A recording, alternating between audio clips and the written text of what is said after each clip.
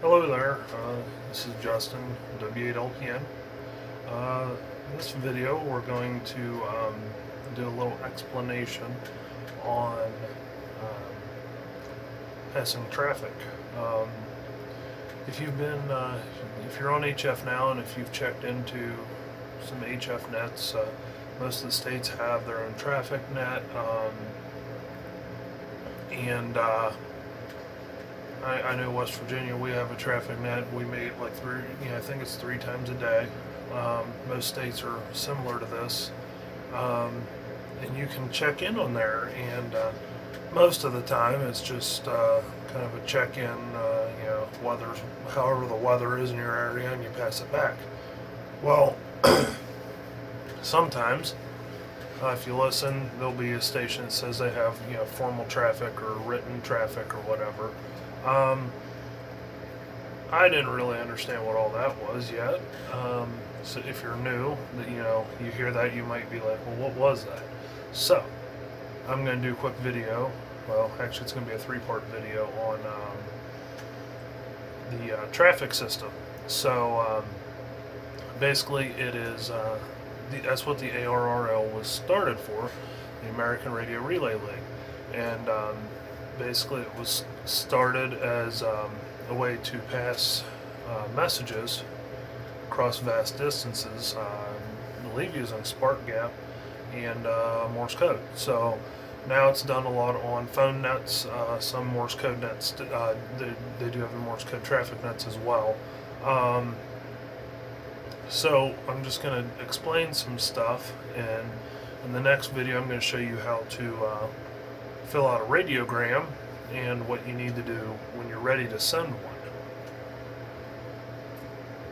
So what you need to think about is, first of all, why?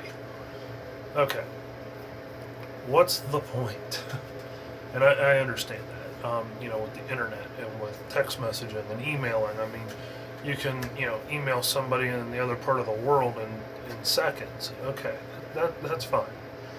The idea is, with the National Traffic System, is it's a way to get messages in and out of areas, in times of crisis. If you can't, for some, example, Hurricane Katrina, when phones and the cell phone networks were all overloaded, there was no way to get messages out. They were able to give messages through ham radio. So that's one of the things. And a lot of the traffic nets, if you listen, you can, a lot of it is going to be a routine message. And I encourage you to try it. I actually sent my first one the other day.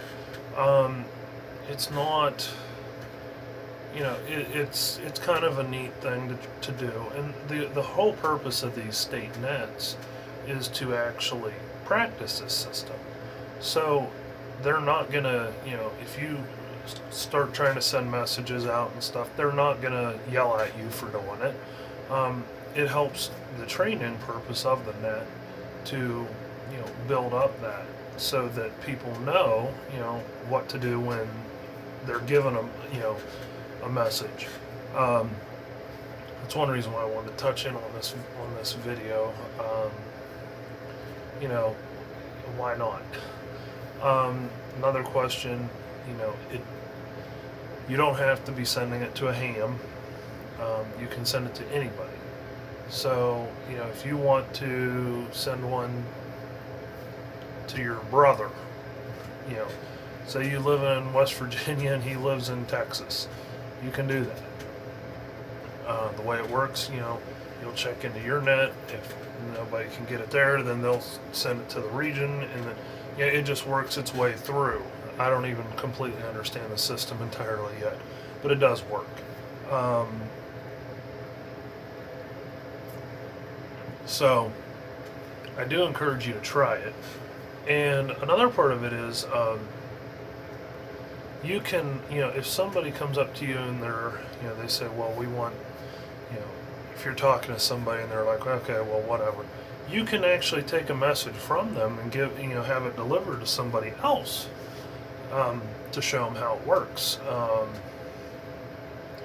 But like I said, the important thing is to keep the practice up, because if you don't, and then it comes down time to, somebody has a message that needs to get out, and you're the only one around, it you need to know what to do. So I encourage you to listen to these nets, check into the nets.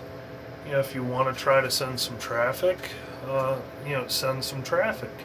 It's a good thing. I sent a radiogram to my mother the other day, and it was just a simple routine message. It got to her within minutes. Usually, what will happen is if you check into your net, you say I have traffic or whatever. You say where at, and usually a ham that's close in that area will get it, and then they'll take that message, and then they can either they can deliver it by email, they can deliver it by phone, or drop it in the mail, or if they're close enough, take it to the person. The idea is it's a practice for if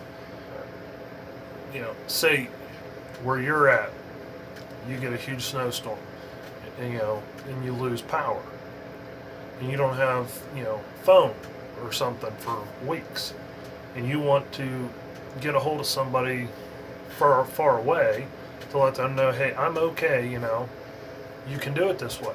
So, and then they can send a message back. They can tell that person, hey, I want you to contact them back, and you can get back that way.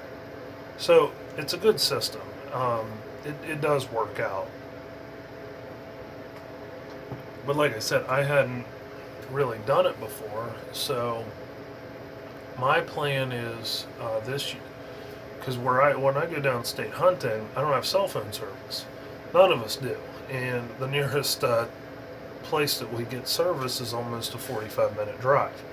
So a lot of times we're not going to waste fuel to drive almost an hour away to make a phone call. So if I need to get a message to my wife to let her know, hey, I got some deer, or I'm okay, or I shot my foot or something, whatever. I can check into my traffic net, and bam, they can get a message to her.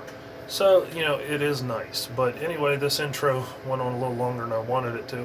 So, part 2, we're going to show you how to fill out a radiogram to prepare to send formal traffic.